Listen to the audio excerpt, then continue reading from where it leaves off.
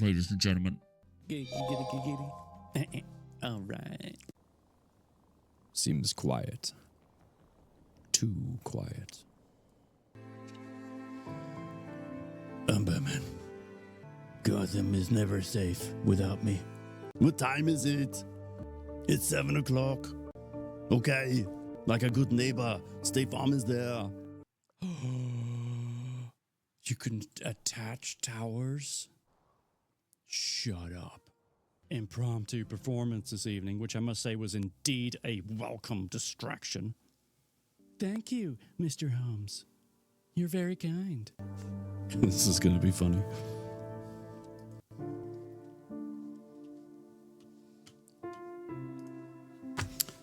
I'm glad to help. Good evening. I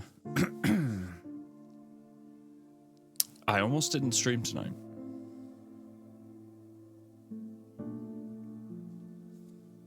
This close.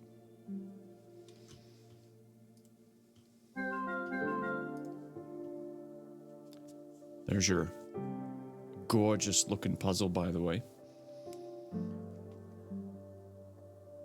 That's a view. That's a view. But yeah, I've taken a pain pill. I did a lot of resting today, which I'm normally terrible at doing. Right? But I I lazed around as much as I could. I slept. I did eat. But yeah, I am not comfortable. Hi, Katie. Hope you're okay. I am working on trying to get 2 kidney stones out of my body. I've been down this road many times before, so I'm familiar with the process. It's just... Oy. It is painful. That's all I'm gonna say. But Silent, I know you're working. I know you're lurking. Thank you for redeeming first place. And Tacky, Corgi, welcome to Tuesday. And congrats on second. And Super, hello, sir. Even though you're abandoning me on Thursday for family. It's fine. Rexter.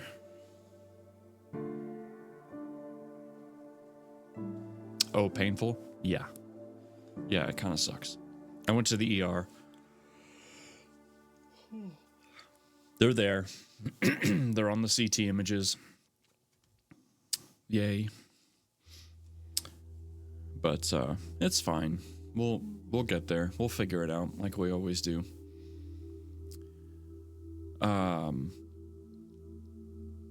You may want to get someone else anyway. I only have 2 Thursdays left free before I start work.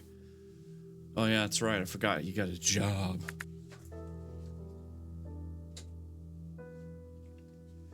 I'll turn my fan off. Someone had to go be gainfully employed. What's up with that? That's okay. So I think what I'll do then, since we can't do it together, unless we commit... So sorry. Do you want to commit to a stream that you have and do it there? Or should we just do our own thing and then talk about it amongst ourselves? Leave the man alone. Yeah, Corgi. Because I'm fine either way. It also depends how I'm feeling on Thursday. I am so sorry. I'm yawning like crazy all of a sudden. Yeah, I don't mind playing it solo and just, you know, going through slow and steady. I don't know what my streams will be like when I get back to work also. Yeah, that's true. That's true. You kind of gotta reestablish yourself a little bit. So I get that. Okay. So yeah, we can chat later. Gosh. By later, I mean like tomorrow. Because come Thursday, on Thursday, I'll either be trucking or snipering. One of the two. Yet to be determined. But yes, I know you're out Thursday, and that's okay. I forgive you.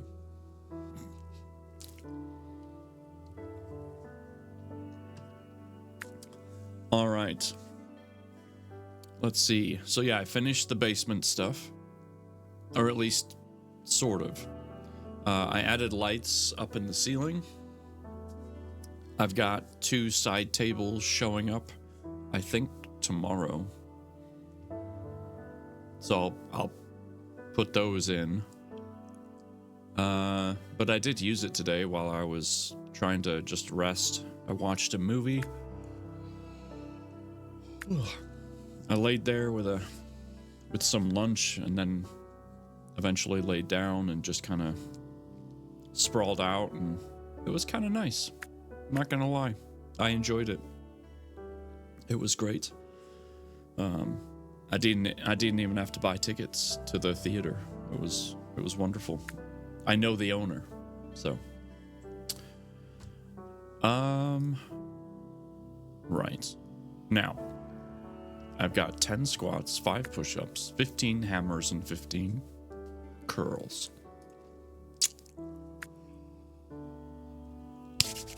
I think to help me stop yawning, I should do some of those. So I think we'll focus on the curls and the hammers. Hi, Purple. Yes. So let me go get my weights, and then we'll do that, and then we'll get into our book.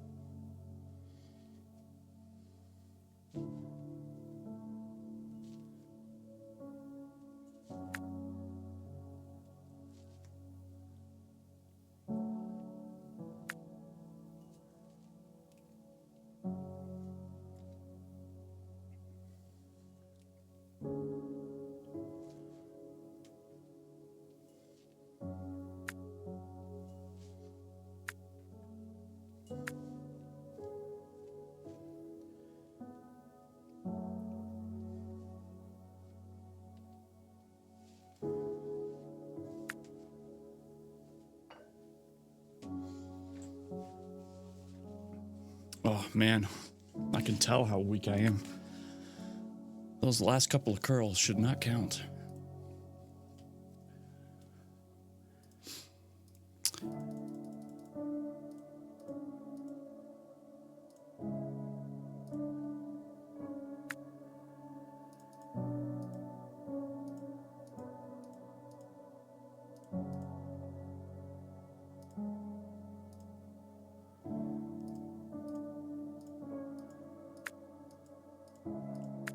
Okay.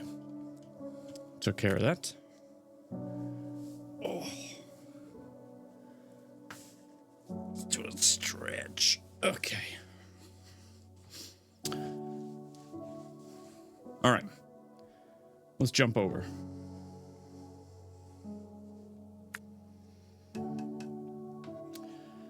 Got my tea right here.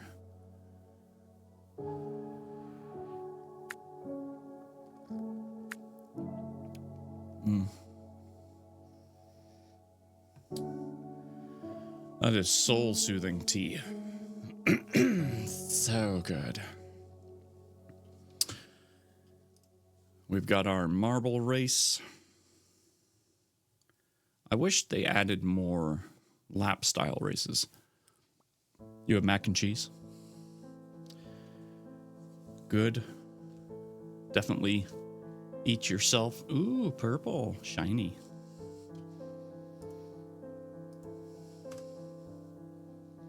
All right, 60 seconds on the clock. We're starting on chapter 22 this evening.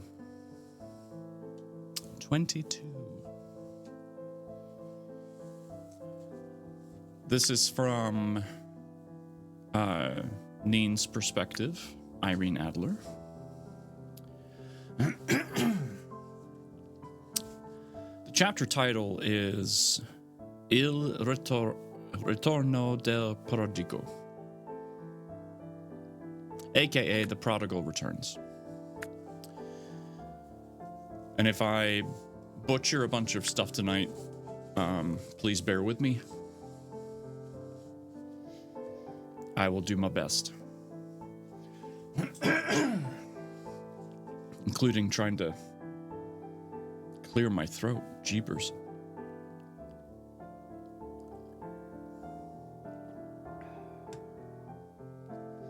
You'll try? Okay. I appreciate that. You're very kind. Okay, here we go. Page 134. Thank you for being here. Thank you for bearing with me as I don't feel great. But I wanted to be here regardless, so thanks for sticking it out. But yeah, sit back, relax. And I'll read you a story.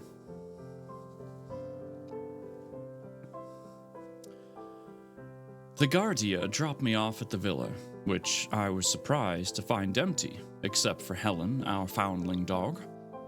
She bounded over to greet me, wagging her tail and looking up at me expectantly as I stroked her silky head. I should also keep an eye on the timer. There we go. Then I remembered it was Genevieve's half day, and Alice had gone to the market to order our fruit, vegetables, and meat supplies for the coming week. I was still desperately tired, but determined to stay awake in case there was any news from Sherlock and Salvatore after they interrogated Guardia Girakoska. You happy because I am here too? Everybody should be happy if Rexter's here. Excuse me.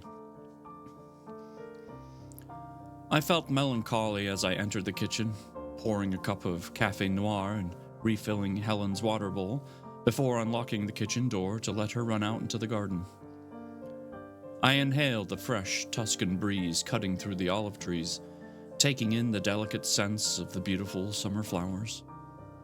The almond tree that Nico loved so much now burst into a cloud of white blossoms, its branches filled with the incessant buzz of the honeybees as they pollinated the tree.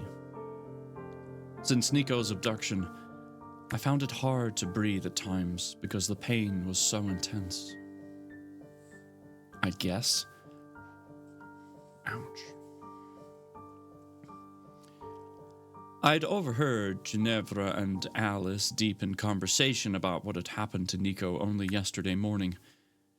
Inevitably, they whispered words such as shock and disapproval of his abduction. The kindness and empathy in their voices reduced me to tears. I splashed cold water on my face from the kitchen tap, gazing at my woeful image in the overhead mirror. The woman reflected there was unrecognizable, a shadow of her former self. She slapped you in the face? Wow. That's rude. Dark circles under my eyes had been dimmed by grief. My usual healthy glowing skin tinged gray. Later, as I sat in the drawing room sipping from my coffee cup, I contemplated taking Helen for a walk. The poor creature had hardly eaten the past few days. She was pining for the children, and I, of all people, could relate to that. Oh, Corgi winning race number 1. Locust! I felt melancholy as I clicked on the Twitch logo, hoping something interesting would pop up. To my relief, Bookfather was streaming, reading a nice book. I exhaled with a relief. Exactly what I needed to help me fall asleep. I'm here to help. I am here to help. Sleep, I hope you get. And for the rest of you, 60 seconds on the clock.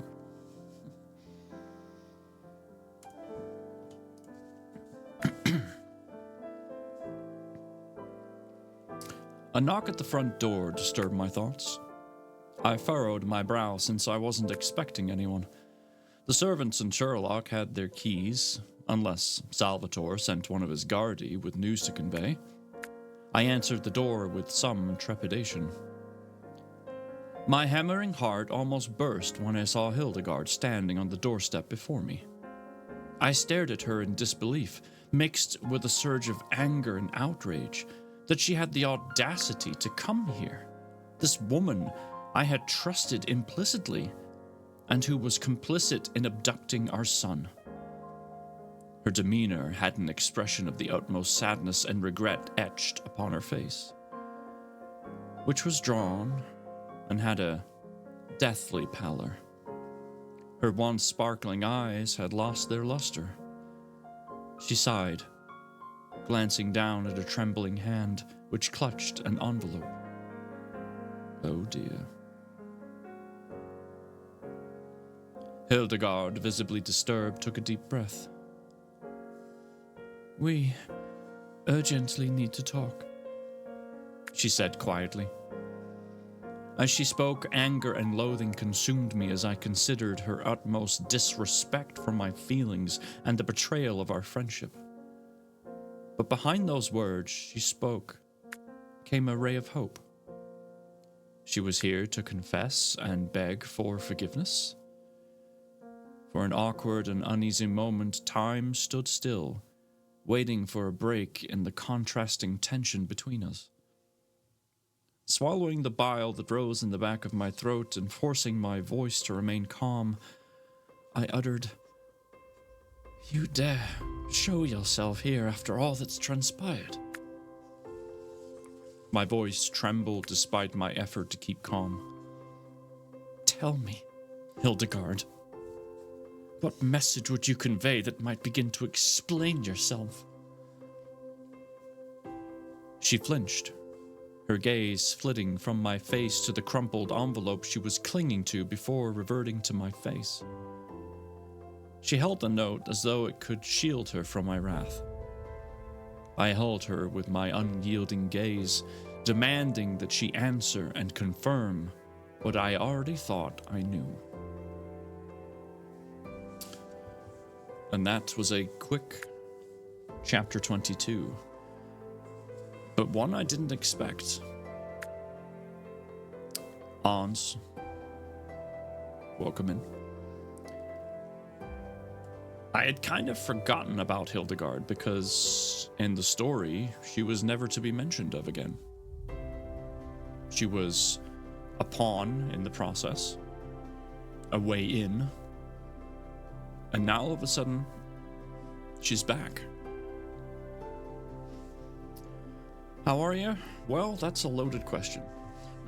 I've got 2 kidney stones that are trying to work their way out of me. So, I am great. Full of life.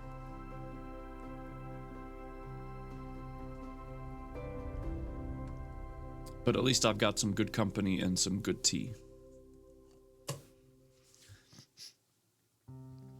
Both of which are Very important.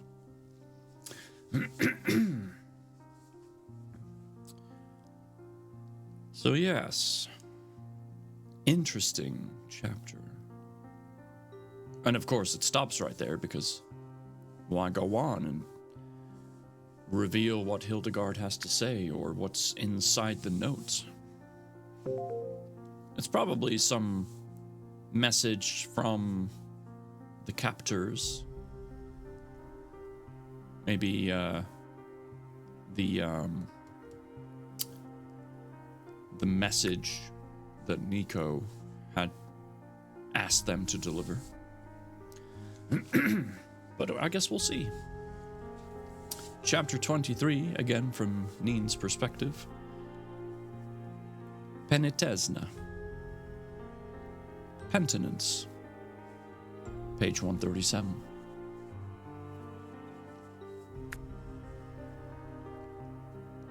As if in a trance, I ushered... A yawn. No, just kidding. As if in a trance, I ushered Hildegard inside. After I agreed to her request for a glass of water, she followed me into the kitchen and inner hallway until we were finally seated in the drawing room. Hildegard was dressed simply in a powder blue dress, matching jacket and hat, with broidery and glace edging her hair, which was tied up in a neat knot. She placed the envelope down on the coffee table. I noticed the writer had addressed the envelope to Signor Luca Sapori.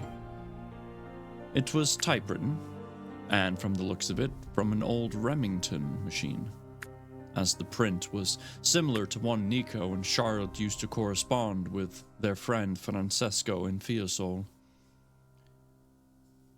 Where is Nico? I demanded, looking Hildegard straight in the eyes. She returned my gaze, placing her hand on mine, flinching as I pushed it away. Your son is safe, Neen. I promise he was taken by a man calling himself Robert Barrett, although I doubt that's his real name, she said with a resentful tone. Please believe me when I tell you that I am so sorry for the heartache and worry I was instrumental in causing you and your husband. But you must heed what I tell you, for we are dealing with an extremely dangerous individual, a man with a treacherous heart. But why would he do such a wicked thing? And what hold does this man have over you? Why are you protecting him? No boost? No. Pray tell this be a fair race, Rexter. Come now, surely your ball is just as magnificent as all the rest.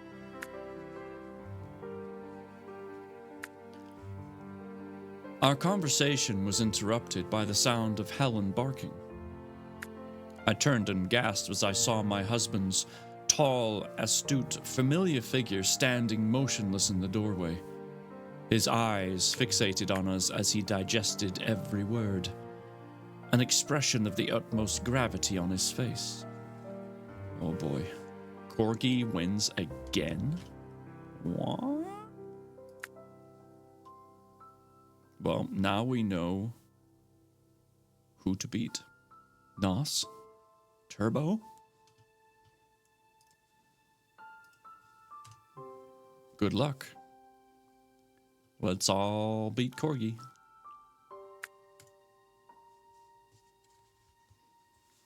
Sherlock walked purposefully towards us, sitting on the couch across from Hildegard, pursing his lips in contemplation, his gaze stilted in suspicion. Do you know where my son is? Sherlock asked in a sharp but concise tone.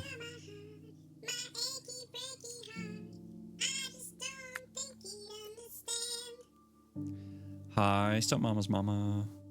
I thought you weren't going to make it tonight. Or did you just say you'd be behind schedule? Either way, hi. It's good to see you. Wow, purple, your ball has changed colors again. Amazing. Sherlock asked in a sharp but concise tone. I could see he was having trouble keeping his composure. Behind schedule? Got it. Well, it's good to see you. Hildegard shook her head. No, sir, I'm sorry, I don't. Although Robert promised Nico was safe and that no harm would come to him. He will return your son to you as soon as the ransom is paid. And you believed him? I scoffed. My patience is exhausted, Sherlock said. You must tell me everything about this man, where you met and how. I need every detail, no matter how trivial. All right, Hildegard agreed. Then I will do as you ask and start from the beginning. As much as that information is prudent, would it not also be beneficial to ask in this moment, why are you here? I'm just saying. She took a breath, wiping a tear from her eye, taking a sip of water before continuing her narrative. I first met the man known as Robert Barrett around a year ago, just before I started working for you. All will be revealed. I'm sure it will. 'Cause you're good about that.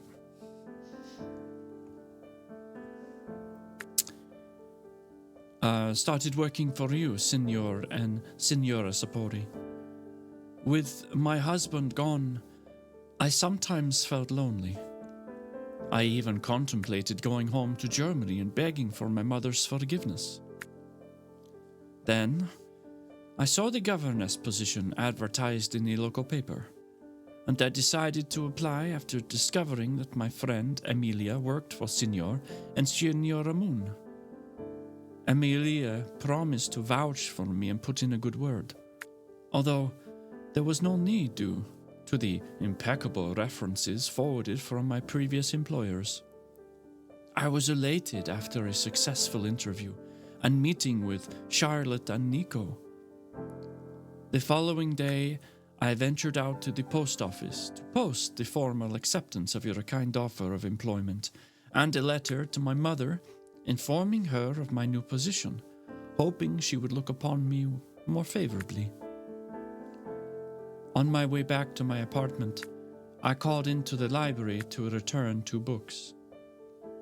I remember asking the librarian if she could recommend a suitable title on botany, as it's a subject I've always been fascinated by, along with wildlife and birds. Still, before she could respond, our conversation was cut short by a man of middle age, introducing himself as Robert Barrett. I noticed him staring at me earlier with a puzzled expression. He apologized for interrupting, but said he couldn't help but overhear our conversation and felt compelled to speak to me, a fledgling botanist. Before I knew what he was about, he beckoned me to a nearby section of botany and plants, pulling out a book entitled The Poetical Language of Flowers by Thomas Miller. He told me it was the best in the library and one he would highly recommend. We ended up having a lengthy conversation about books and nature. I found him to have great charisma. One thing led to another, and he invited me to afternoon tea. Later, we walked together in the park. Robert paid scant interest in my life story. I remember his curiosity piqued when I mentioned my mother was a retired concert pianist, and told him of my new position with Irene Adler, the acclaimed contralto. Admittedly, thinking back, it was rather odd. Still, despite the age gap, I admired Robert so much that I brushed my concerns aside. Corgi. 3 in a row. You cheating. watching you.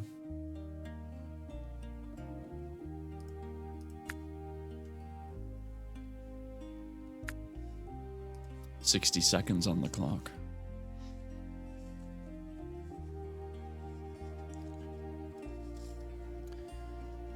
Did this man attempt to make love to you?" Sherlock asked, stretching out his long legs and leaning forward in his seat, staring at Hildegard with a curious expression.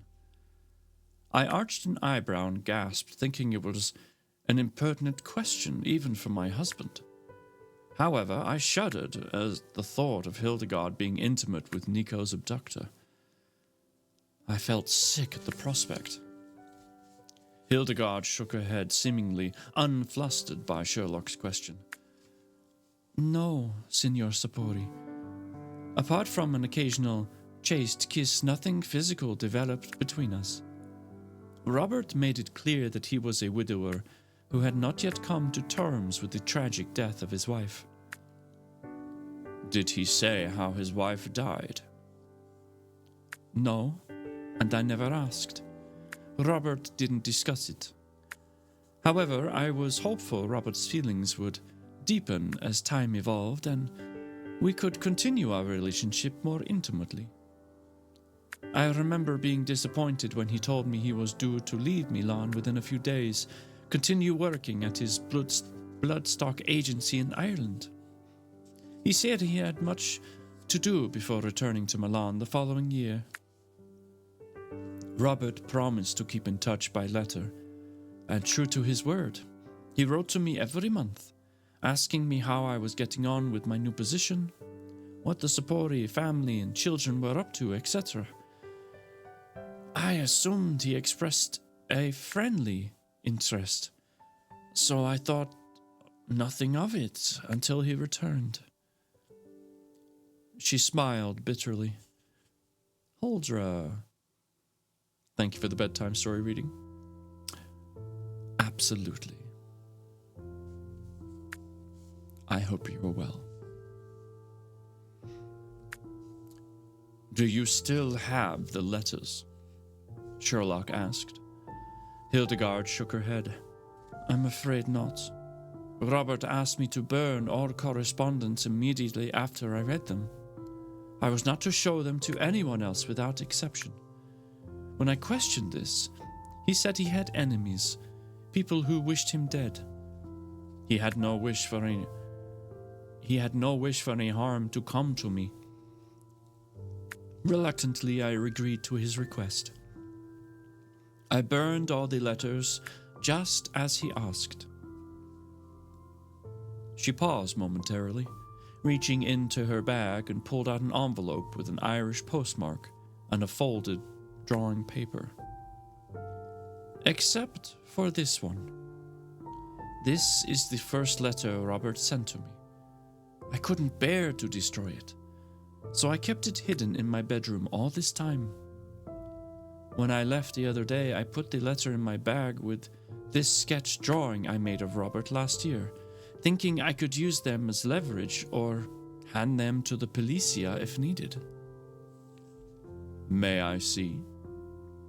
Sherlock said, gesturing to the letter and the drawing. "Yes, of course." Hildegard reached over, placing the letter and sketch into Sherlock's palm. My husband's eyes widened as he glanced at the contents.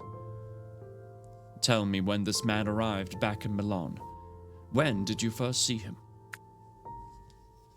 "I heard from Robert 4 weeks ago. He sent a note, and we arranged our first rendezvous in the park. At the start, he was his usual charming, affable self.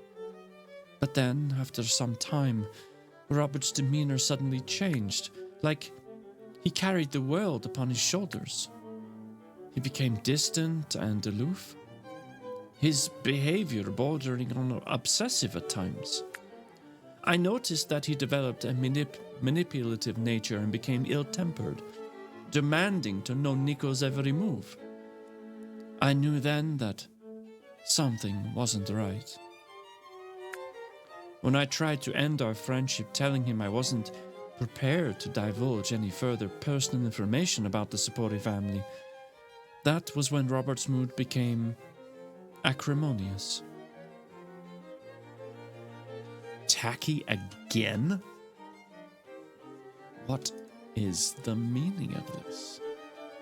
I have never seen someone win 4 races in a row.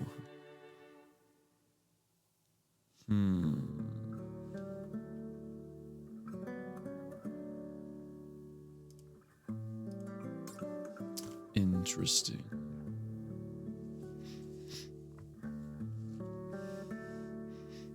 In my letters, I had foolishly told him about my estrangement from my mother and her underlying health issues. I'd even given away her address. Robert used that to his advantage. You see, he had contacts in Germany, and Robert threatened they would hurt my mother if I didn't do as he asked. He said one word from him, and his agents would ensure my mother never played the piano again. So, you see, I had no choice. I felt trapped by his manipulation. Tell me, why did Barrett pick the night of the recital at La Scala to abduct our son? It could only have been you who alerted him. Sherlock said, his manner brusque. I felt a shiver of sympathy for Hildegard as her face paled and then crumbled at Sherlock's words. She buried her head in her hands and wept, her entire body shaking. An uncomfortable minute passed before she continued. Yes, it was me, she admitted through tears, her voice hoarse and intense. I realize this will be challenging and difficult for you. Oh, wait, hold on. Wrong person. I realize this will be challenging and difficult for you, but pray tell me exactly what happened, Sherlock said. Hildegard wiped her eyes with a handkerchief before continuing. On the day of the abduction, I called into the pharmacy to pick up the laudanum. Then I met Robert in the park after receiving his note that morning. He apologized for his behavior and threats, begging me for forgiveness, explaining he was under pressure from evil people and had no intentions of hurting anyone. He appeared genuinely remorseful, so I agreed to his request to join him for luncheon at the Albany Hotel, where we spent an engaging afternoon.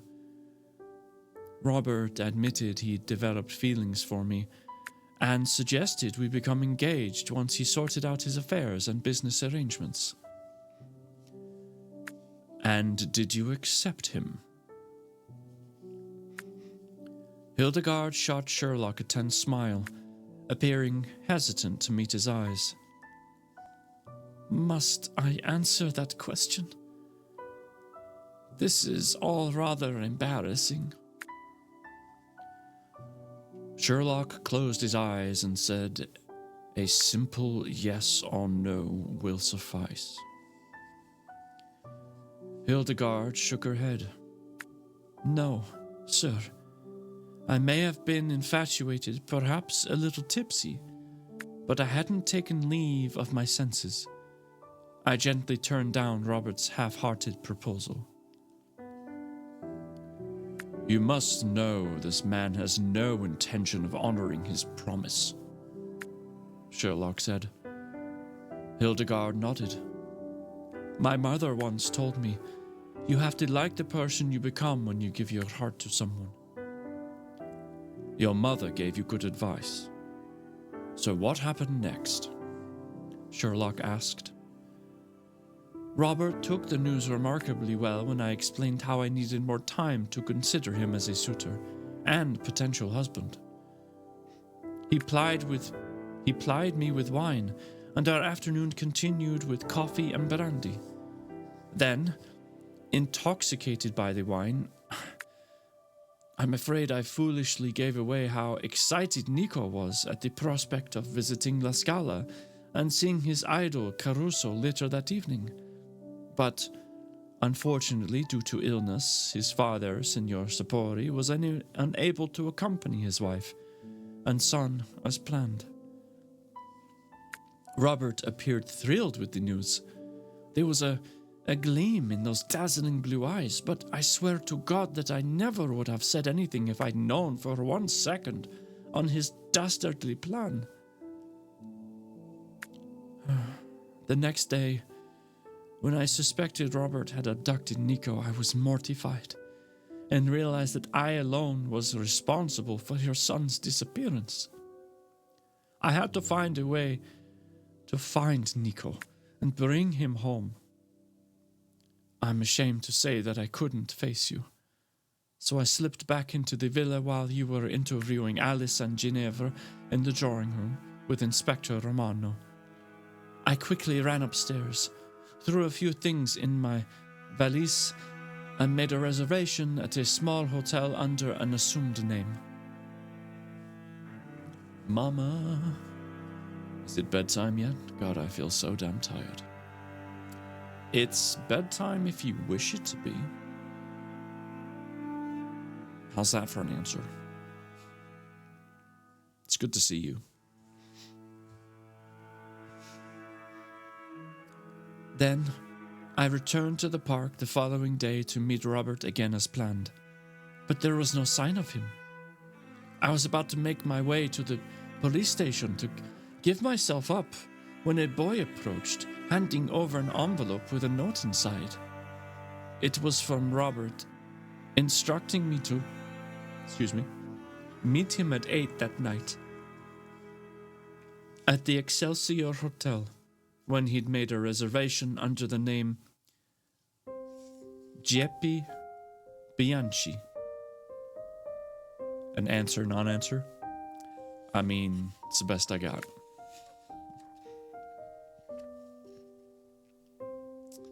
I lost my place. Oh.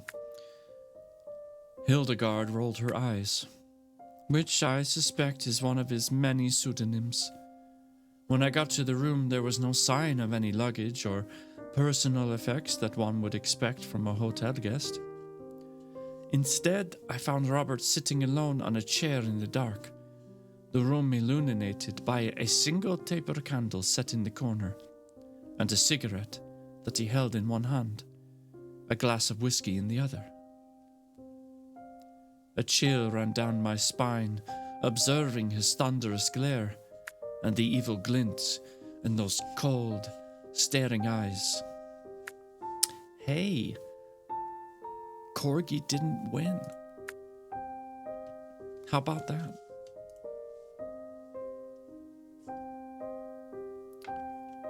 What are the odds?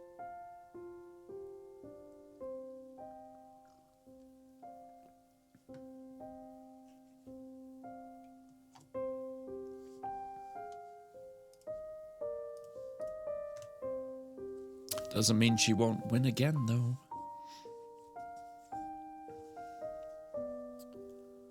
And then what happened? I asked impatiently. Hildegard furrowed her brow and gave another slight nod.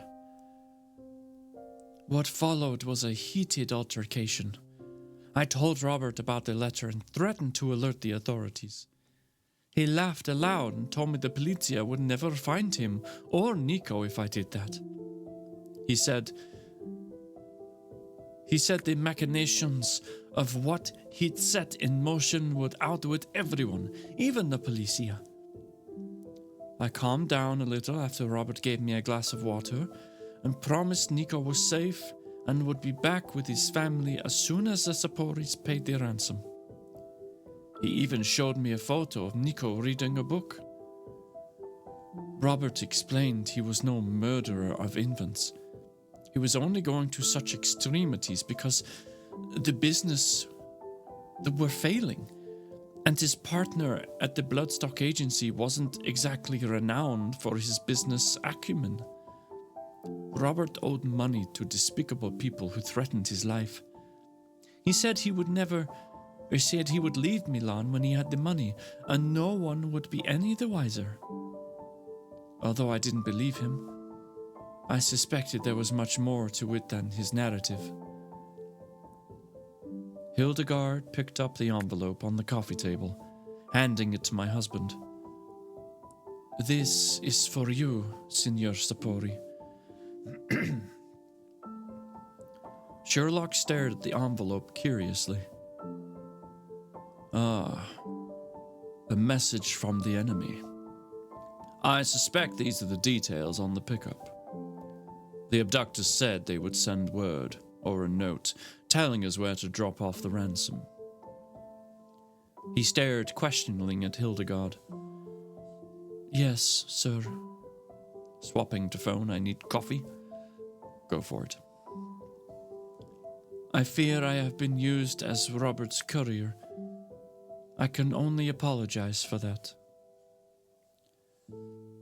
Grasping the envelope in both hands, Sherlock tentatively lifted the sealed edge and pulled out a piece of thick, white, embossed writing paper. Perfectly formed, typewritten words filled the page. I waited with bated breath as my husband paused momentarily before reading the letter out loud. Signor Sapori, thanks to you and Inspector Romano's meddling, 10,000 lira is no longer enough. If you want to see your son again, the worth of his life is now 12,000 lira. This money compensates for out-of-pocket expenses and the inconvenience of moving the boy. I'm so disappointed that your cavalier actions have led to this. Of course, this could have been avoided if you had stuck to the original plan and not involved the Polizia as instructed. I will contact you again shortly with further details on how and where you can pay the ransom. You can see how easy it was to get to your family. I'm not part of Signor Sapori's story. On the contrary, you are part of mine. To prove we are not entirely heartless, here is a message from your son. My dearest father and mother, I want you to know I love you very much. I remain well and look forward to seeing you soon.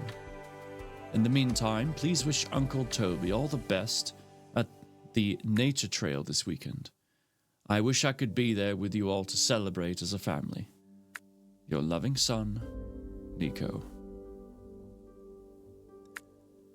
I digested my son's words with a furrowed brow. We had no such relative named Toby. My head was swirling with 1,000 images, wondering why Nico had singled out Toby. Who was he?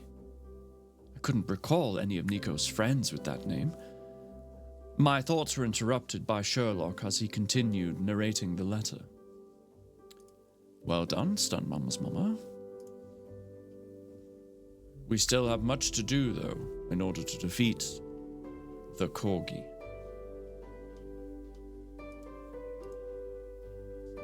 Please, join me. We have a common... That's not a word. We have a common marble enemy.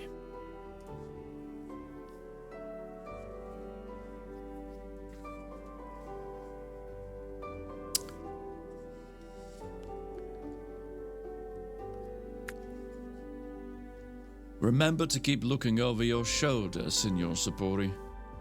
Although you will never find me, I will be there watching. I don't care if you do involve Polizia again. I'm a lot smarter than they'll ever be. But be warned, if you do necessitate a third party, then expect the hell's wrath of Janus. The bottom of the page was peppered with quotes. The first was from the Count of Monte Cristo. For all the evils, there are two remedies: time and silence. That was all my luck for the night. Probably won't win anymore. Oh, yeah, that's what somebody would say when they're trying to win everything.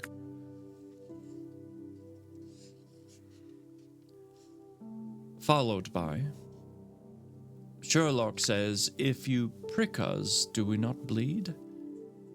And if you wrong us, shall we not revenge? Sherlock looked at me with an ashen face as the blood drained from his face. Sherlock, I think Nico is trying to give us a clue as to where he's being kept, but I have no idea what he means by Toby. What about the abductor? Do you know the identity of this man?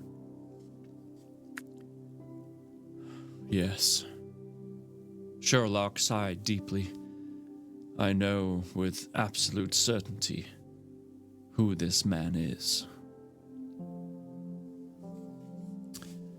And that ends the chapter, and unfortunately that is all we have time for. I want to say thank you so much for being here.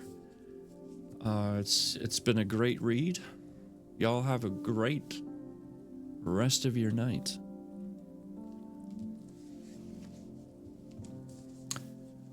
I'm just kidding. We cannot suddenly just end on a cliffhanger like that.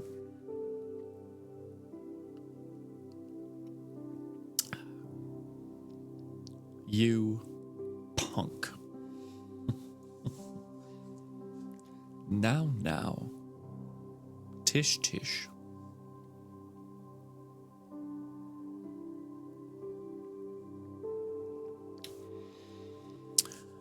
How are you feeling? Very sore and tired.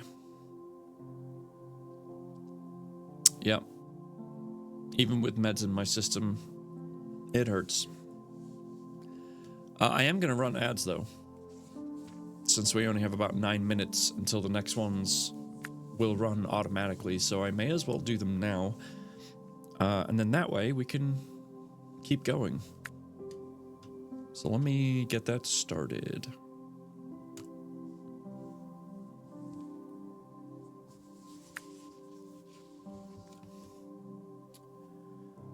Got to be getting started.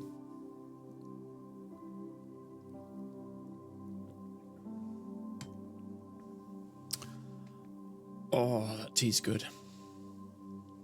Marcher. Let's do some shout outs while we have the opportunity, shall we?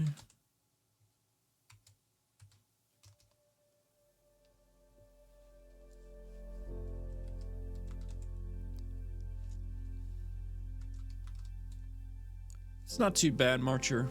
Not too bad. Just dealing with the stones of the kidney.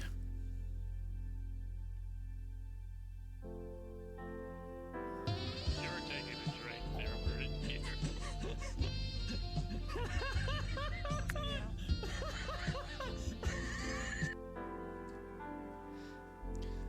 And now that I've done yours, Mama, please feel free to dish out any other shout-outs you see fit.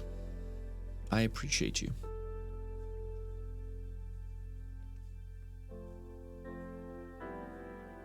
I don't even know where this bone is. Anybody know where the boner is? I know where the boner is.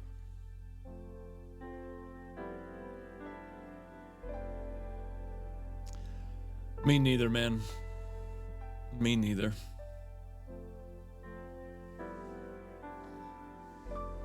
I also have no idea. It sucks.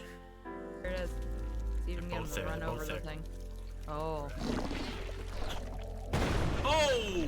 Oh! Nope. Was that a giant evil slug? What the heck was that?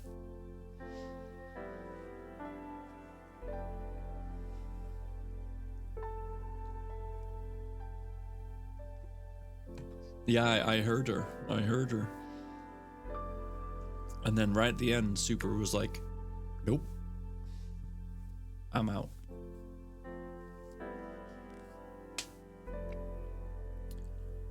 Oh, boy.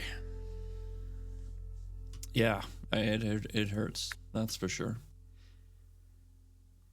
But I'm doing my best. You know, man. Okay. The ads have quit.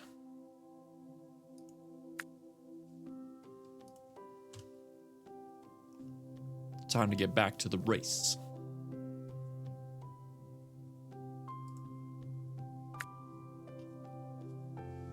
And back to our book.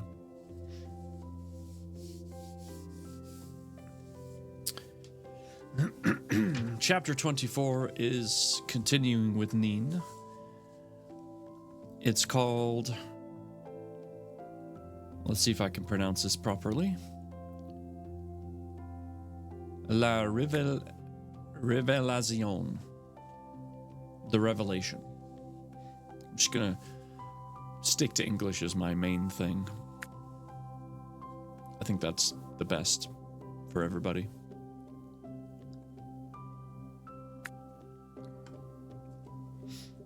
All right. Page 147, by the way. Soft S at the end. What are you talking about? There is no S. Zarias Elo. La Révélation. It's with a Z.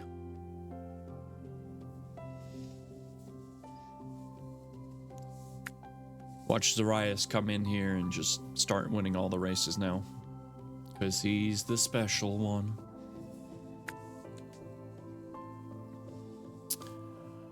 All right, here we go.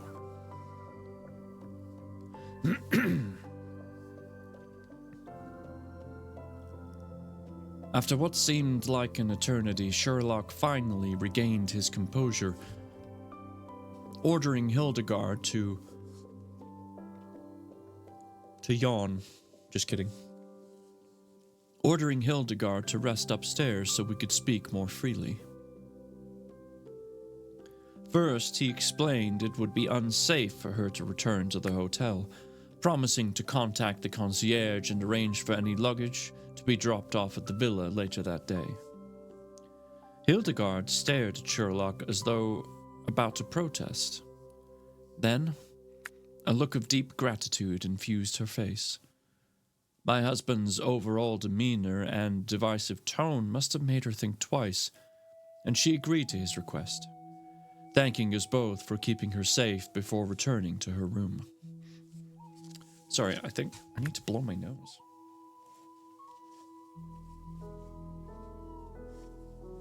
I feel like these kidney stones are gonna get me sick. Uno momento.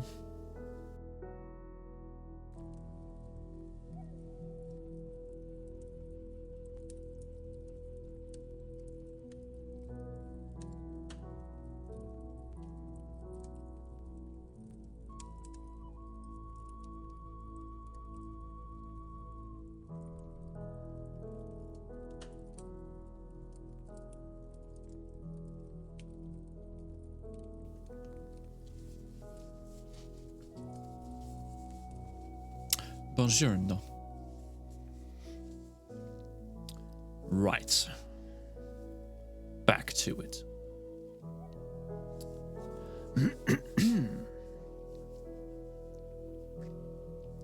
Once Hildegard was safely upstairs, Sherlock called Salvatore, filling him in on the chain of events. I stared at my husband as he carefully replaced the receiver on its hook.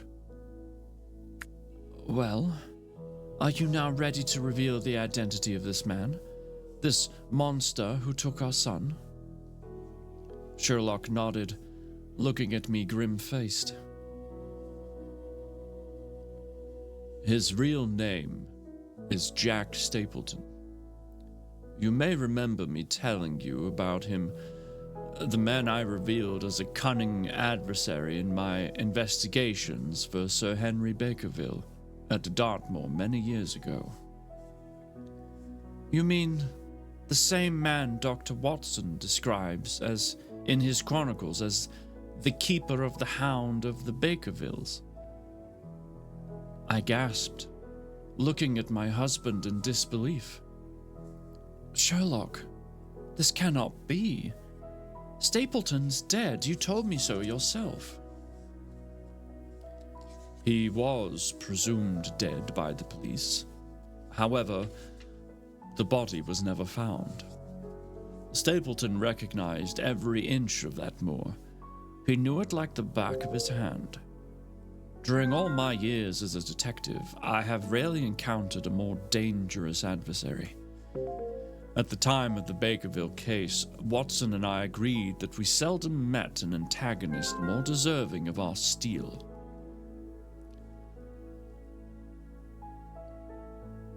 So, Jack Stapleton, a known felon and man of dubious character, vanishes into thin air on the great Grimpen Mire, Dartmoor, presumed dead, and somehow emerges years later as a Bloodstock agent in Ireland.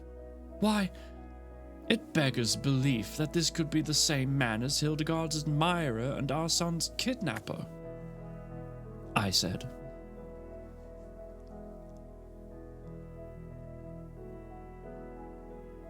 But if we look closely, the facts are all there, Neen. Stapleton is a master of disguise and not averse to using various pseudonyms, making him a formidable adversary. But what of his wife? Wasn't she alive when you last encountered her?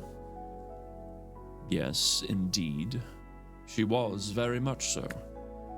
I remember Beryl Stapleton well. She was a slim, elegant lady with a curious lisp. But, of course, that was years ago. 17, if my memory serves me well. But we will find out if she's still alive. I'll wire Mycroft and make inquiries. With the help of Lestrade, they will get to the bottom of what became of Beryl Stapleton. Sherlock took my hand in his, staring intensely into my eyes. You have been blaming yourself all this time for our son's abduction, and all the while it was because of me that Nico was taken. If anything happens to him, I will never be able to forgive myself. I put my arms around my husband. Sherlock, this is no more your fault than mine. As you said, we're dealing with a dangerous man who kidnapped Nico out of revenge. I furrowed my brow. I don't understand why Stapleton took 17 years to make his move. Or why Zarias suddenly started winning the races.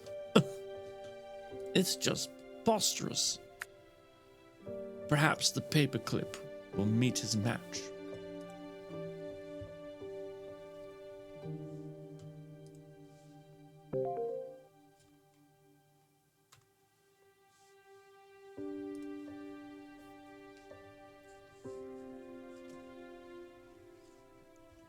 I do find it fun to incorporate whatever happens in chat into the story of the book, if possible.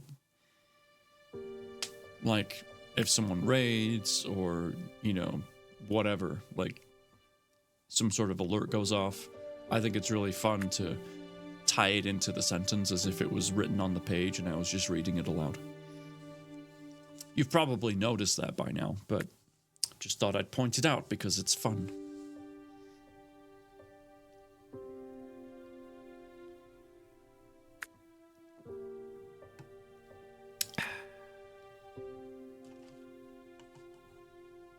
That's so good.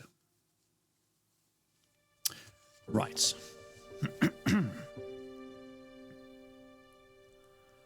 Who knows? Sherlock shrugged.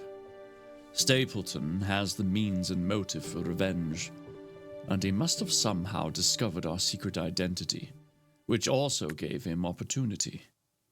He does not refer to me as Holmes in the letter, which leads me to believe he's not yet divulged my real identity to anyone else, which we must use to our advantage. He's a ruthless individual who needs to be caught and pay for his outrageous crimes. Yes, I agreed. But what happened at the police station with the Guardia? Anything that could help with our... in Cruise, or if Moog were to raid. Moog. Hold on. I was lurking on you. That hat you were wearing? Outstanding, by the way. Absolutely outstanding. I came in. Hello, Bookfather. Welcome to the stream. Thank you. Boobar, thank you for the lurk. Moog, thank you so much for raiding. How are you? And Alan's here. My goodness.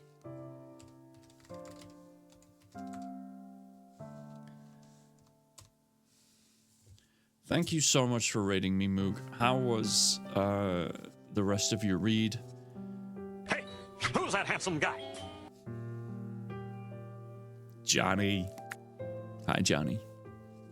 Hey, who's that handsome guy? Doing so good, still recovering from a busy weekend.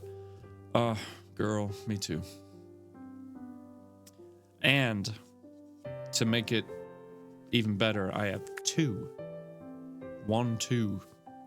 kidney stones right now.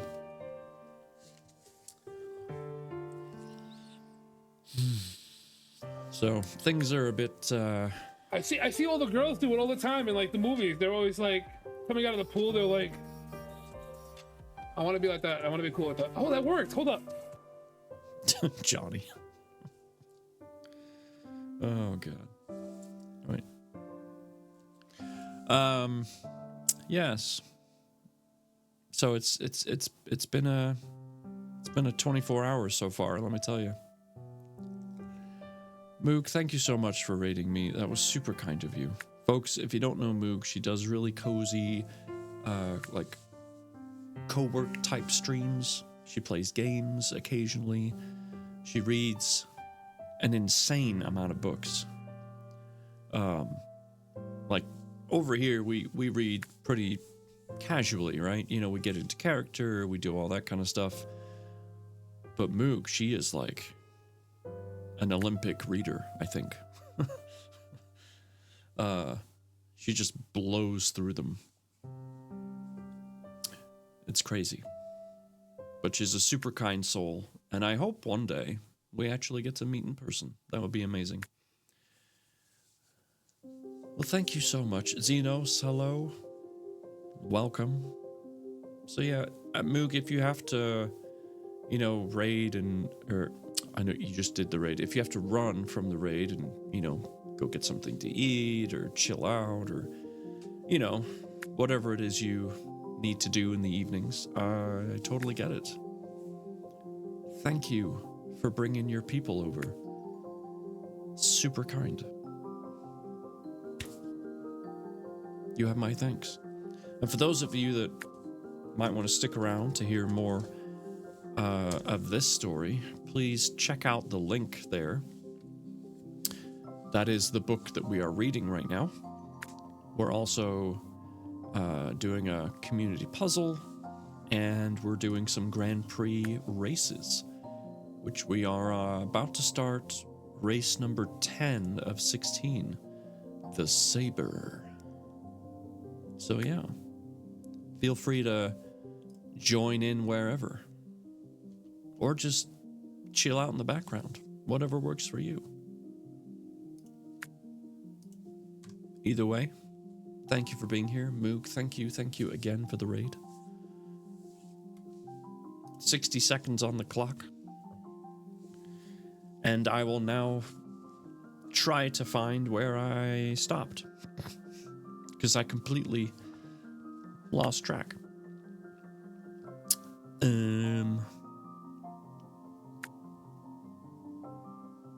Oh, yeah. Okay, we're good. The police station. The Guardia. Sherlock nodded. After you left, we questioned Garikoska further in what proved to be a disquieting interview. Romano promised to go easy on him if he revealed who he'd been working for. Girakoska agreed and broke down in tears, giving us everything we wanted. When Romano finished interrogating him, the man was singing like a canary. He signed a full witness statement and told us of his gambling habits, how his life had spiraled out of control until he met a man at the Milano racetrack, Emilio Rodriguez.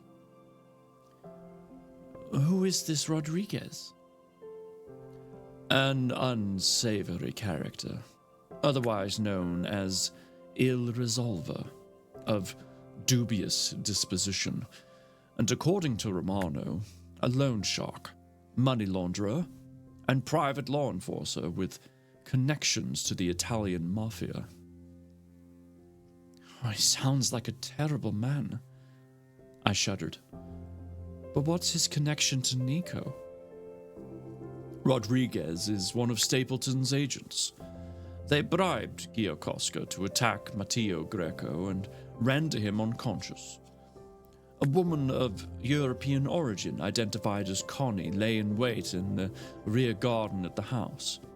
She jumped into the carriage and sedated our sleeping son with a chloroform rag before tying Nico up and gagging him. This Connie is undoubtedly the same woman who sent the first ransom note. The couple in the house were Romani gypsies and part of the deception.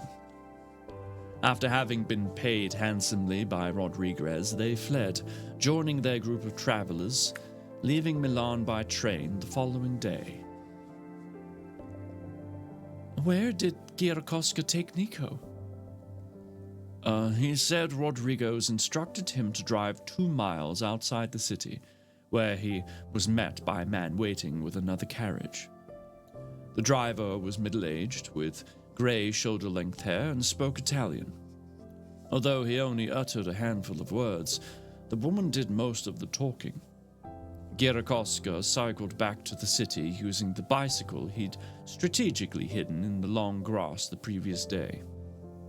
He arrived back at the police station in ample time to start his shift, attired in full uniform, which he concealed under the cloak used during his kidnapping, which Girakoska later hid in his work bag along with the mask. Sherlock sighed. He didn't realize he'd lost a button in the transition. Girakoska is the same man who drove you home that helpful night and took me back to the crime scene, giving him a perfect alibi.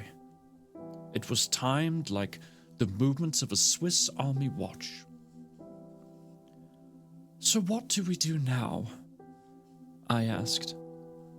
Rodriguez owns a villa on the outskirts of Milan. Romano and his men asked the court to issue a warrant as they plan to search the property, although I fear Rodriguez will be long gone, no doubt hidden in a safe house by Stapleton or the Italian mafia. I planned to go with them until I realized you would be home alone in the villa. I'd forgotten the domestic servants would be out on errands and all the madness, so concerned for your safety, I headed home. Romano promised to call if there were any news, but it would appear that the boot is now on the other foot, and we have the news. And what news do we convey, Neen? With the help of Romano and the Milan Polizia, we can finally make our move to go find our son. Are you sure it's wise for Hildegard to stay with us? Yes, Sherlock nodded, although I need to question her further. I turned to Sherlock with a puzzled expression. Why? What makes you say that? Something she said about Jack Stapleton / Robert Barrett, or whatever he's calling himself. You see, the man I knew had no qualms about cheating on his wife while she was alive. So why would he bother now if she was dead? Either Robert Barrett is not the man I think he is, or Hildegard Aiken is not telling the whole story, unless she wasn't the only woman privy to his affections. Perhaps Hildegard slept with him under duress and then felt embarrassed about everything that transpired. It's a possibility, Sherlock said, agreeing. But I think we best keep our powder dry until we have exhausted all possibilities. Although I fear our governess was used as a pawn in Stapleton's wicked game. There was no malice, aforethought on her part. She was as much a victim as Nico. Some mama's mama winning the race. Next map. I'm sorry, Xenos, but boosts have not been turned on. It's your ball against everybody else's ball.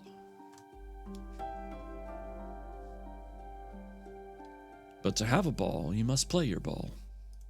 So, exclamation point play and your ball will have a ball. But try not to touch other people's balls. That could be considered rude.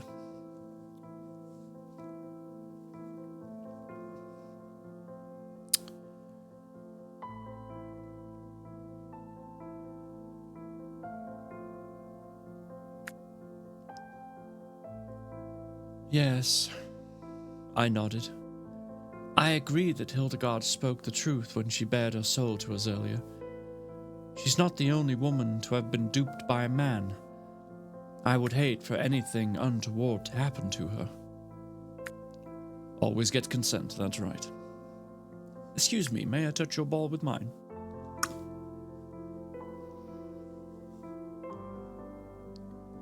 That's settled then, Sherlock said. Miss Aiken must stay with us until Stapleton is found. What did you make of those clues left by Nico in the book?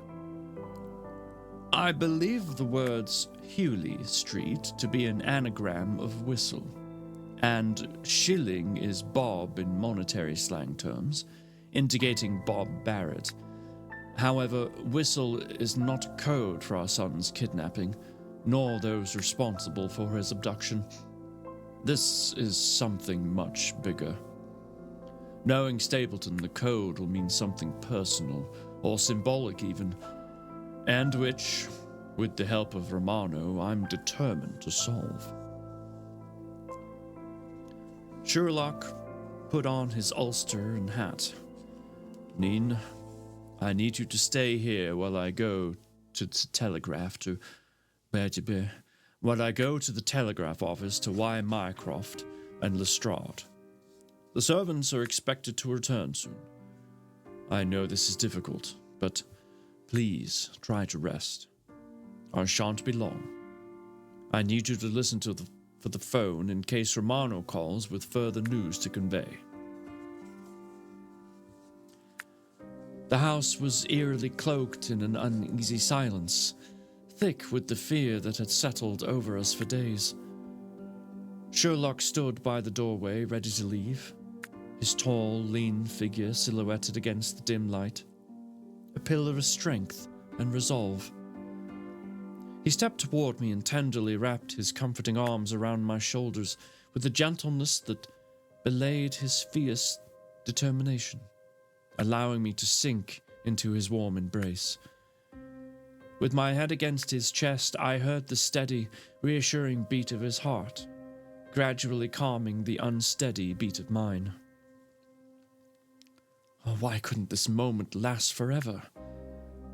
Looking up into his face, those steel-gray eyes that had solved countless mysteries, slightly blurred from silent tears, still sparkled. His thumb grazed my cheek, a small gesture, but enough to push back the shadows that the sleepless nights had carved into my face. Sherlock, I whispered, my voice betraying my raw fear. Promise you'll bring Nico safely home. I can't rest or think straight until I know he's back where he belongs. His gaze softening, but his voice as steady as steel, he said, Do not despair, Neen.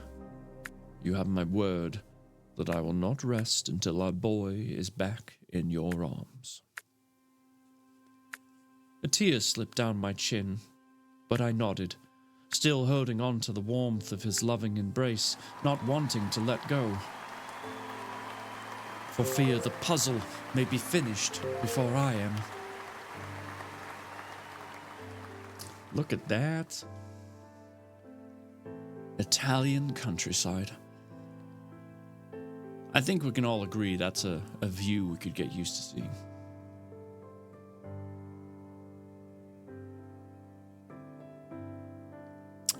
Si. Si, signori. Well done on the puzzle. Good show.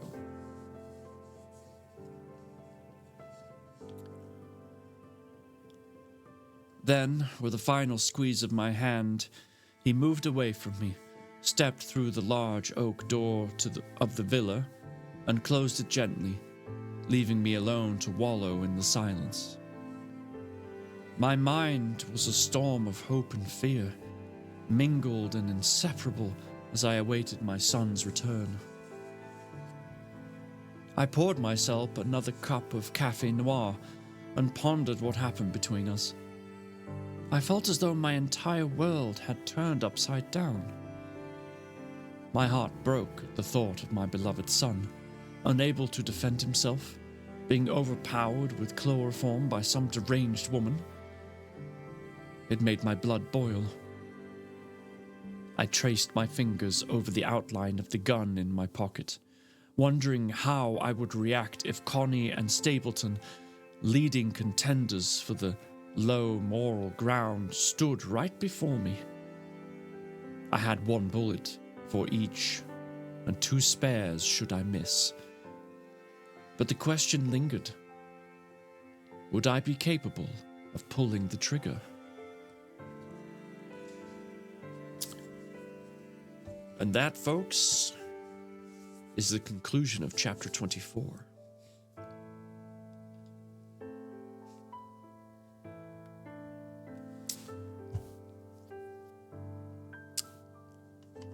And to help answer Irene Adler's question of could she pull the trigger, gosh darn it, Corgi, with you winning again.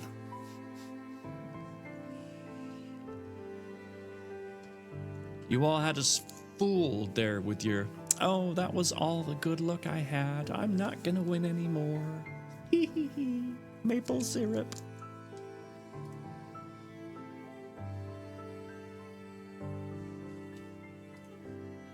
Mm-hmm. We see you.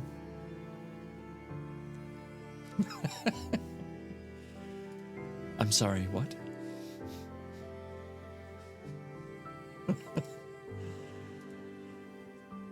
You heard me.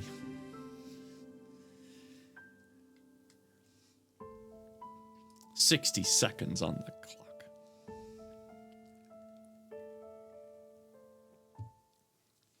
What I was saying was, as far as Neen's capabilities of pulling the trigger,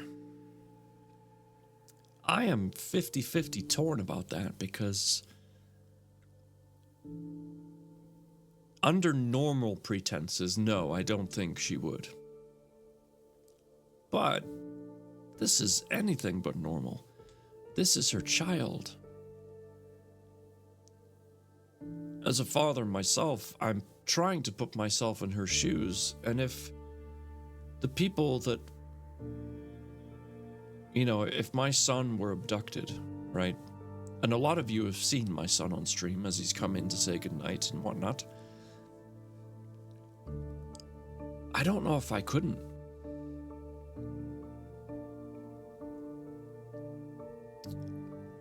I don't know if I couldn't.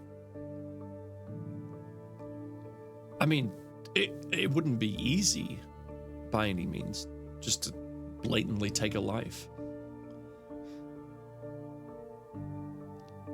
In the military, you're trained for it, and it's a different mindset, because it's kill or be killed. But this isn't that situation, so it's not the same. But, my God. Could I do it? If it were me? I don't know. God, I hope I never have to find out. I'd like to think I would at least wound the individual. And just be like, oopsie whoopsie, the gun went off. Hee hee. My bad.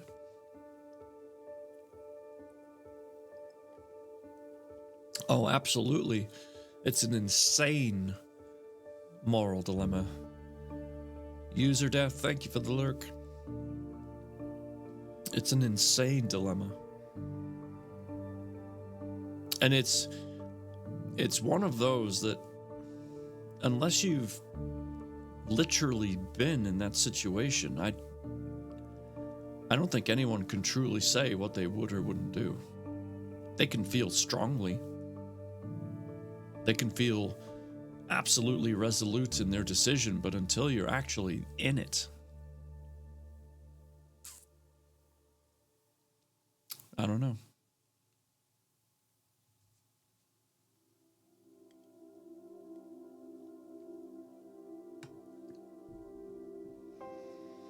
I don't know.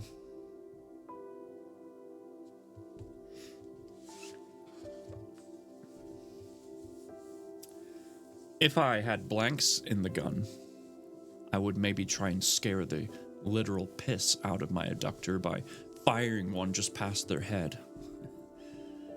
You know, all the effects without the death and destruction.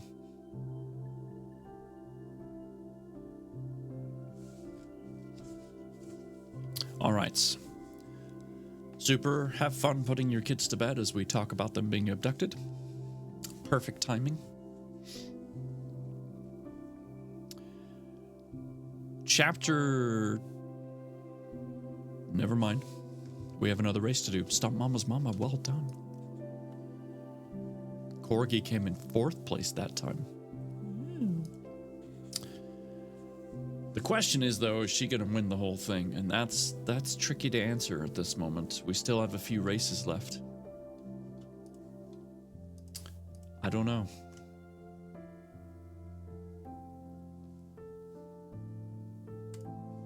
Find out in 60 seconds. Or for this race, anyway. You know what I mean. Chapter 25 is from Sherlock Holmes' perspective.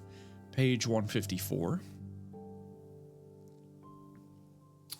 Oh, I wanted to do one more shout out. I forgot about this one earlier.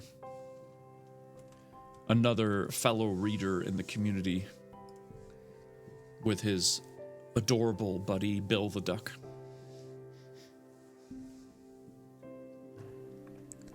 And you pulled the gun from your purse? No, I did not do that. And you pointed it at your husband. What an interesting clip. Neen has a gun in her pocket, and in Bill the Duck's clip, where Alan was reading, he's talking about someone pulling a gun.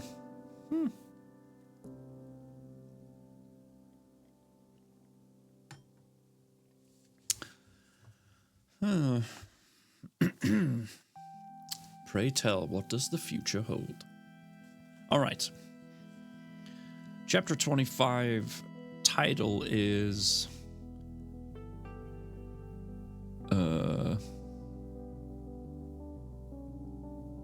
let's see if I can not butcher this. Morti si dicono tutto. The dead tell us all.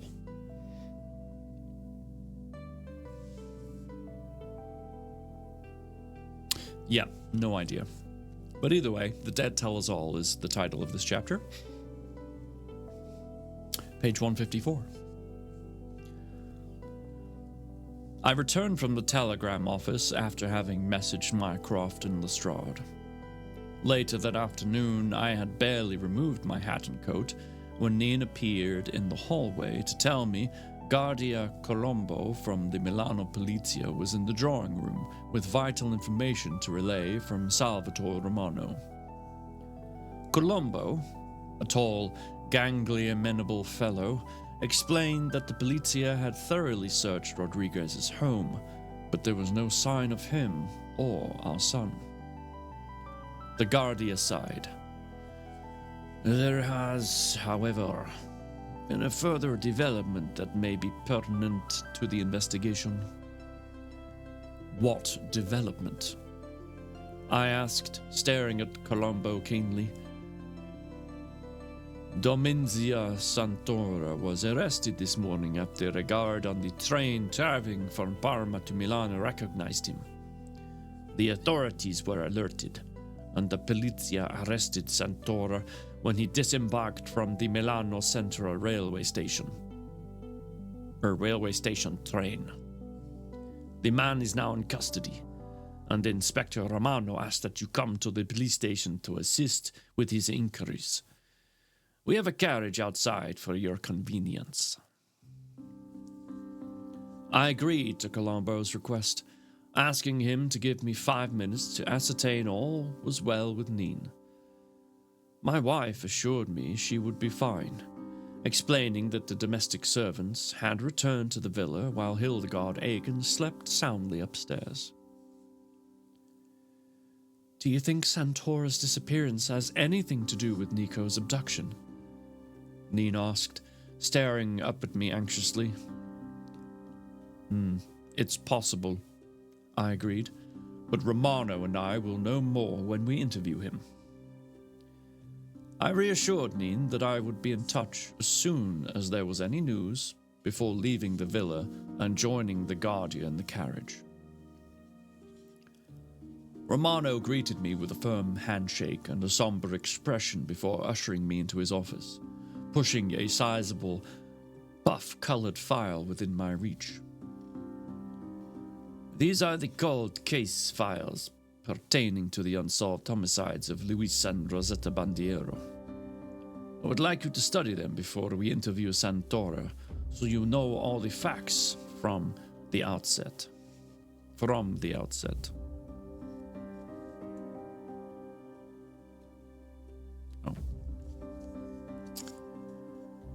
After agreeing to Romano's request, the inspector kindly organized a pot of coffee as I scrutinized the file for some time, puffing away on a pipe full of tobacco, painstakingly reviewing every detail.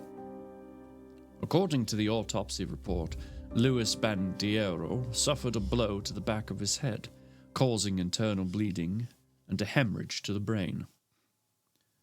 The cause of death was head trauma. The pathological report revealed traces of alcohol were found in his blood. Furthermore, it was impossible to ascertain from the trajectory of the fall if someone had pushed him or whether his death had been premeditated in any way, or whether Corgi was cheating. I'm just kidding. I know you're not cheating. But I do predict that you are going to be the winner of this Grand Prix. Corgi, I recommend you leave after the races and get a scratch ticket. Because tonight is your lucky night. If you gain enough points, whether from coming first or second or third plenty of times, you will be the winner. And I'm predicting that you are tonight's victor. I could be wrong, but that is my assumption.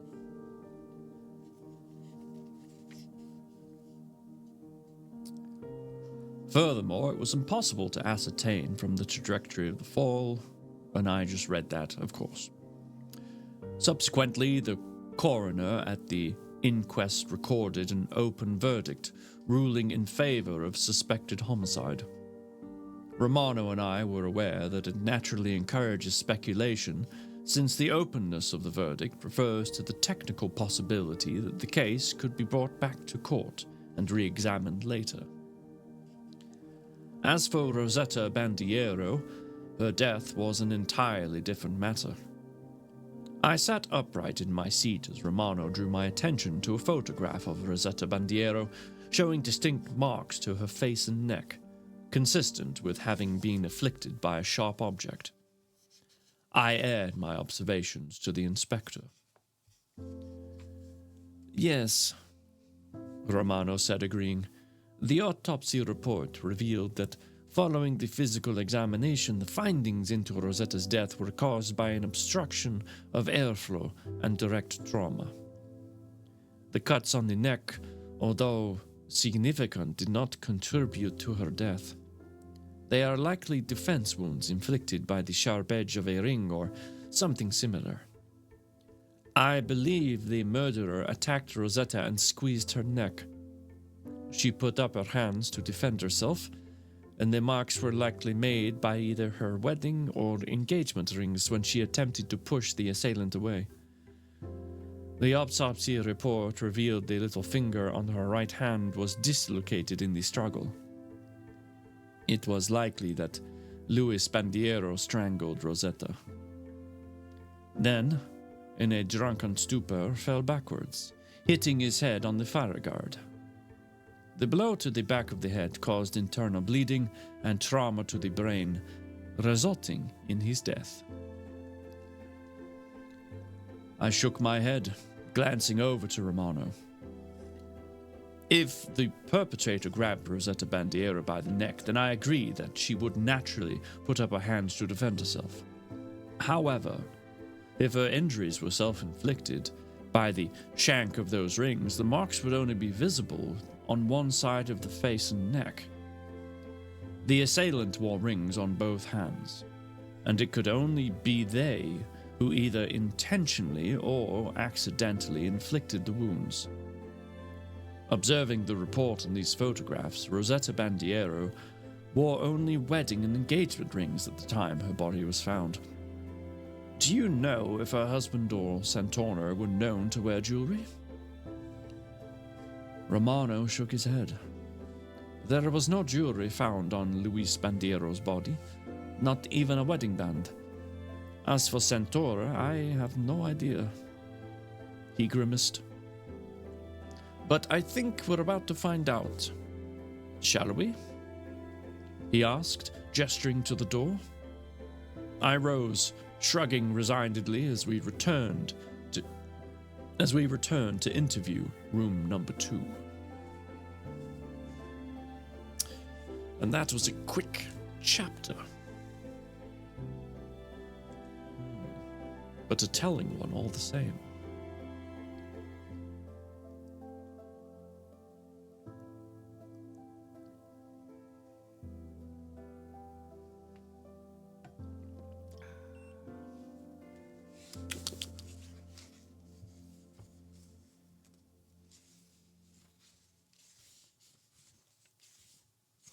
All right. I think we have a time for one more chapter. See? See. Chapter 26 is from Salvatore Romano's perspective. L'imputato, the accused.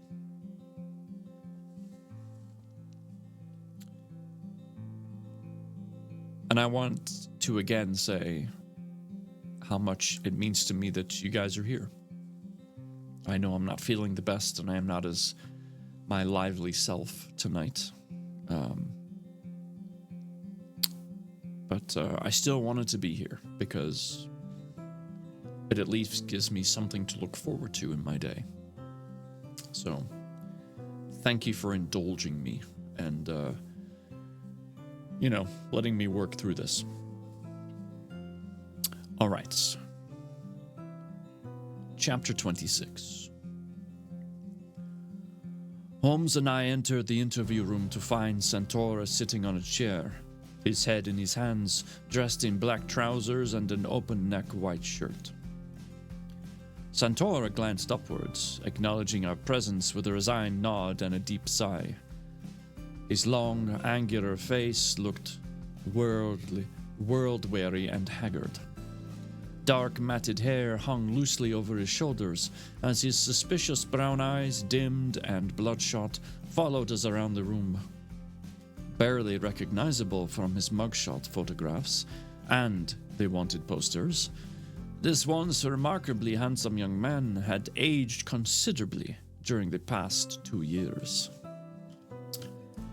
Oh boy. Second to last race, Bear Ridge. Apparently I completed some sort of objective. Ah, welcome back, Super. Just in time, sir. 2 more races. This one and 1 more. And we're on the last chapter for the evening. Honk, noise, noise, noise, honk. You know, for a second there, I thought that was Gemma, because that's what she usually does. Okay. Thank you for that. I pushed a cup of water towards him, offering a cigarette, which he accepted gratefully. I noticed that his fingers bore no rings, telltale indents, or discolorations on the skin. Lighting the cigarette with a Vestas match, Holmes and I sat across the table.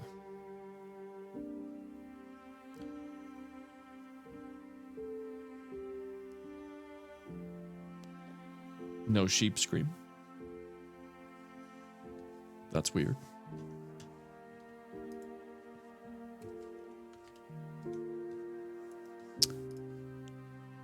Huh. Not sure why. Big fail.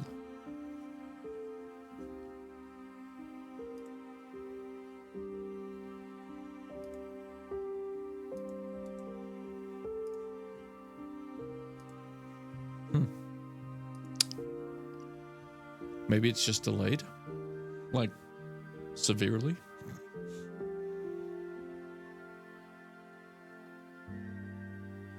So weird.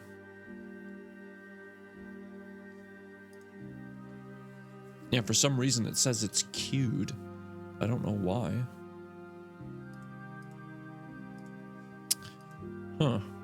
Sorry, buddy. Is that better? Anyway. I nodded to Centaur, waving my identity badge. My name is Chief Inspector Salvatore Romano, and this is my friend and colleague, Signor Luca Sapori. May I remind you that we are questioning you under caution about the suspected homicides of Luis and Rosetta Bandiero. Santaro wrung his hands nervously, drawing on his cigarette as I continued. Dominzia, we want you to talk us through the events of Wednesday, the 1st of June, 1904. The day Luis and Rosetta Bandiero were discovered murdered in their home. We need to know your every move. The room was silent for a moment, and then Santoro spoke in an acute Italian accent, his voice raspy and hoarse.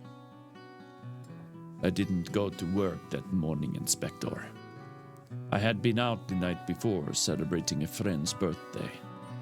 I was a little hungover when I awoke. My head was banging. I felt much better by mid-morning, so I went to Rosetta's house as arranged. Ah, so Rosetta was expecting you? I interrupted. Oh, good. Thanks, Super. Santoro nodded. No, but it's not what you think, Inspector. It's true what they say. Rosetta and I were having an affair. At first, it was just a meaningless fling. But then we developed feelings for each other and fell deeply in love. Rosetta confided she wasn't happy in her marriage. She agreed to leave Luis and come away with me to start a new life in Florence. So, who decided to kill Luis Bandiero. Santoro looked at me horrified. No, of course not, Inspector. You don't understand. When I got to 11 Vecchio Signo, I knocked on the door, but after receiving no answer, I went around the back and discovered the kitchen door ajar. So I entered the house, calling out to Rosetta, but there was still no response. I knew she wouldn't go out and leave the door unlocked, so I crept upstairs and entered the bedroom, slowly pushing the door open. And that's when I discovered a horrifying scene I shall never forget until my dying day. The bodies of Luis and Rosetta lying on the floor. I ran over to check for pulses, but it was too late. They were already dead. Their lifeless bodies sprawled grotesquely on the floor, eyes wide open in a horrible fixed stare.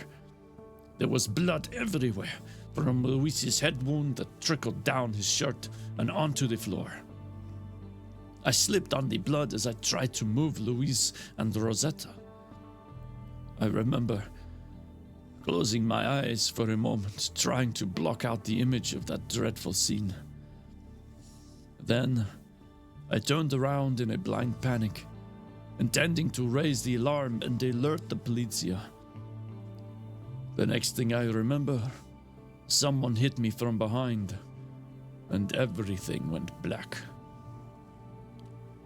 What happened next? I awoke sometime later with a lump on my head, thinking it had all been a terrible dream. Then I looked around. The bodies were still there, my hands and clothes bloodied from where I had touched Luis and slipped on the floor. I realized then what it would look like if I alerted the polizia. Who would believe me? A humble tradesman, due to our previous history and the bad blood between us. The polizia would think it was me who killed Luis out of a jealous vendetta.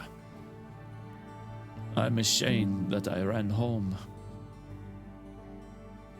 Hurriedly packed a bag and fled the city.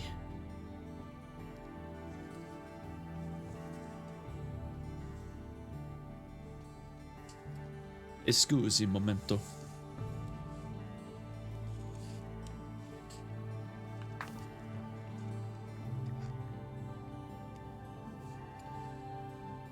My keyboard is about to die.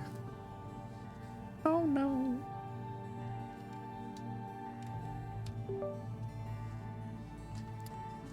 There we go. It is plugged in. I traveled to Florence by train, changing my name to Bruno Conte. I worked on a farm as a laborer near Calvary Hill, renting a caravan from the farm manager. I kept my own company and read the Milan papers daily in the local library. I was horrified to find my name and picture splashed all over the front pages, and discovering the Milano homicide detectives wanted me for the murder and were offering a reward for my arrest. It made me feel sick to my stomach. Then, after a few weeks, the news was reduced to a few lines until, eventually, the murders were never mentioned again. They believed that it was me who committed the crimes, leaving the real murderer free to walk the streets.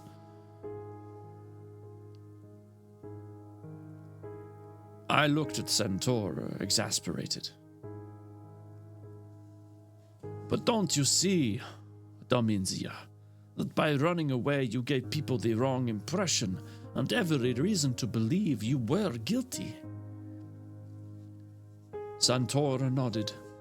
I can see that now. But I could not risk being arrested by the polizia for a crime I did not commit. I knew it looked bad for me. I loved Rosetta so much. I could never hurt her. You and the polizia need to explore other lines of inquiry, Inspector. Holmes, who had not spoken a word until that moment, smiled at Santoro, sitting back in his chair and staring at him with those piercing grey eyes. What was the reason you went to Rosetta Bandiero's house? Surely it was risky, a risky strategy, knowing her husband would be there. Santoro shook his head but remained silent, appearing deep in thought, trying to understand while Taki Corgi won another race. But this is the last race. May the marbles be ever in your favor.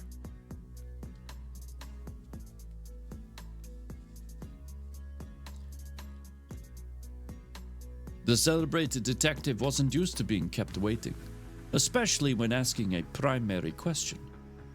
Finally, Santoro took one last puff of his cigarette, stubbing it in the ashtray, shooting Holmes a sideways glance as he began his narrative. I had a business appointment with the rental agent on the day of the murders. We arranged to meet at the property so he could check the work I had recently undertaken, the installation of new bedroom windows. Holmes raised an eyebrow, leaning forward in his seat. But if you made this appointment through the agency, surely they would have kept a record of any such meeting. Yet, according to the crime file, when the Polizia questioned the staff, there was no mention of their agent meeting you. No. Santoro agreed. There wouldn't have been. You see, I bumped into the agent the night before the murders. He came into the bar where I was celebrating with friends. He said he recognized me. We'd met briefly, having completed previous work for the company. Then, 3 men entered the bar and came to join us, introducing themselves as friends. We chatted together, laughing and joking. The men were a friendly bunch who insisted on buying the drinks. We engaged in friendly banter for some time, the beer flowing freely. While we were talking, the agent told me about the pup he had adopted from the pound.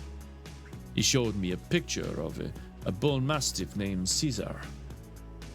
Then, our chat reverted to work matters. He was due to inspect Rosetta's property the following day to check on the windows. He suggested we meet at 11 Vecchio Signo so he could sign off on the job and pay my invoice simultaneously. I was delighted, as I needed the money and realized it would be a perfect opportunity to see Rosetta again.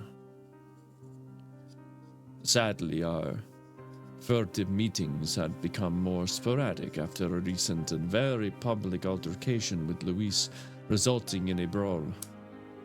I was forced to deny romantic involvement with his wife to protect Rosetta's reputation. Luis was naturally suspicious, and after that, he watched his wife like a hawk. He had no clue she was about to leave him. Santoro sighed, brushing his hair back from his eyes. Do what you will with me, Inspector, for you see, I don't care.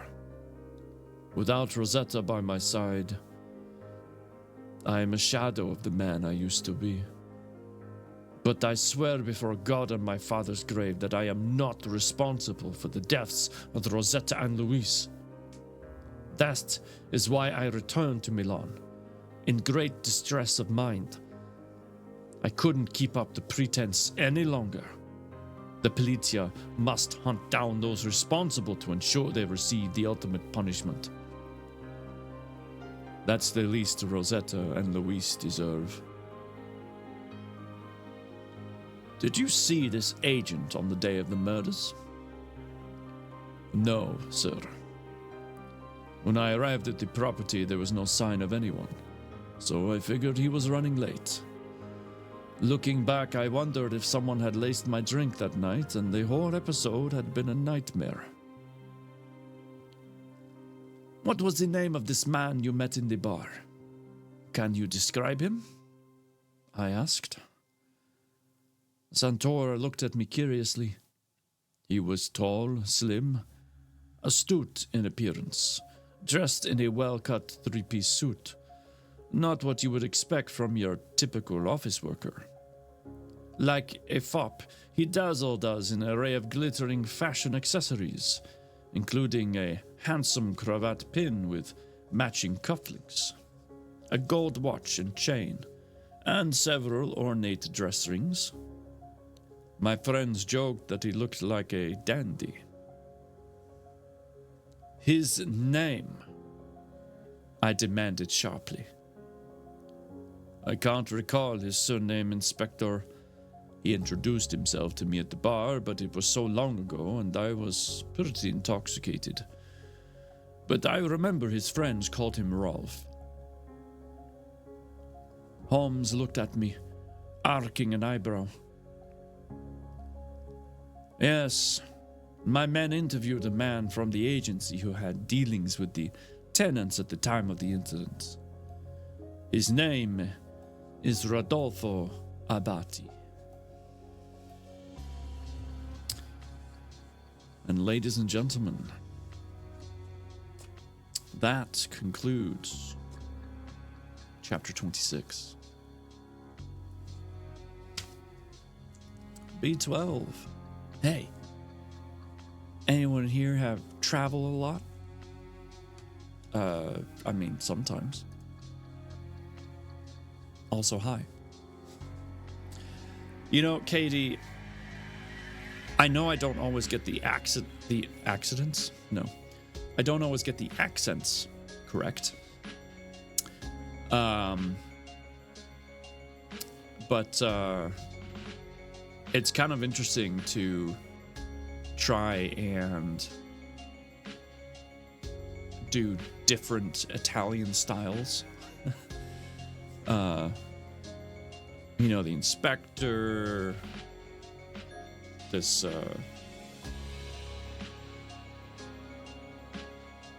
the different house workers, and you know, the whole charade. It's fun, but man, keeping them all straight in my head. You did great. Oh, well, I appreciate that. Thank you. B12, I actually do have an option for you that I will look up, that I purchased for my travels for work. There. Can you see anything from here of what is read? Not really. Oh, it was the book I had. Oh, it. It was the book she had. I will send you a DM of what I picked up, because I use it to help keep some of my like work shirts, my suit shirts and stuff in good condition when I travel. So yeah, I'll send that. Thank you.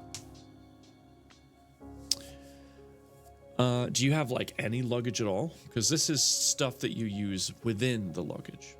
So if you need an actual like bag, I can send you the bag. One of the bags I have as well.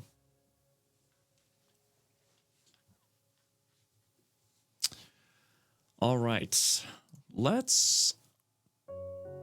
I have a lot of personal trips, and now I travel for work a bit. Nice. Let's find out. Not the actual bag, but I'll look at. Okay. Let's find out who came in third place, shall we? Super.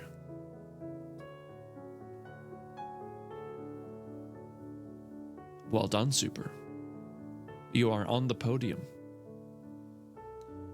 In second place, we have... Well, I am... shooketh. Corgi, I swear, I thought you would have first place. I mean, you literally won the first 4 races. Not to mention a bunch of others. Just goes to show you, I guess, if you don't have to win them all to win the whole thing. Good night, KD. Thank you for being here. Your book is amazing. Love this story. I won? No. Stop it. There's no way. Oh, 36 points difference. How the heck did I win? Somebody come get her.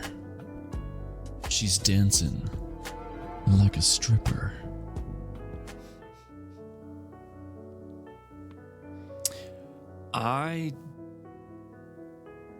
I mean, I guess I must have come like second or third enough times that it just made up for not being in first. Wow.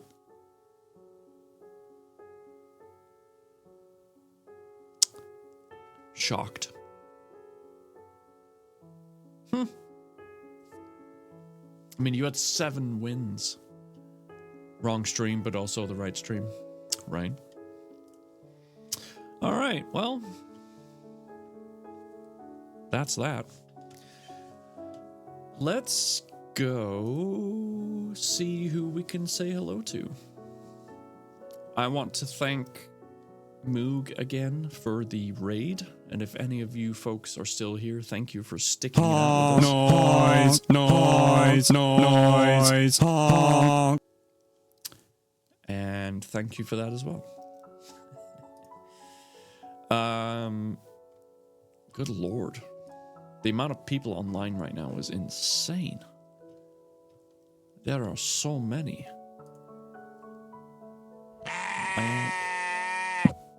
And there's the sheep. Oh, that reminds me. Where's that link? I gotta watch that. Hold on. Huh. Sorry, buddy. Is that better? Anyway. That was terrible. Oh, man. That was awful. Wow.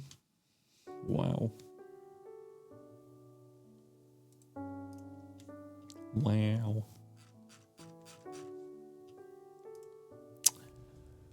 Oh, gosh. Thanks for stream. Yeah, you're welcome. You nailed it. There's actually someone very special on right now. I've noticed that I want to go raid to. We never get to raid this person. So please copy this message. Stick around for the raid. It would mean a great deal to me, as this person is a moderator right here in the stream. I'll be back on Thursday. We'll either be driving ATS, which I'll have a convoy open for, or I'll be soloing some Sniper Elite. If I end up playing Sniper Elite by myself because I just can't wait, then we'll definitely be doing ATS. So keep that in mind. We'll see how it goes. But thank you for being here. Thank you for the support, for the chats, for the fun, even though I feel like poop. I look forward to seeing you again. Until then, as I like to say, please take care of yourselves, take care of each other, and have an amazing night.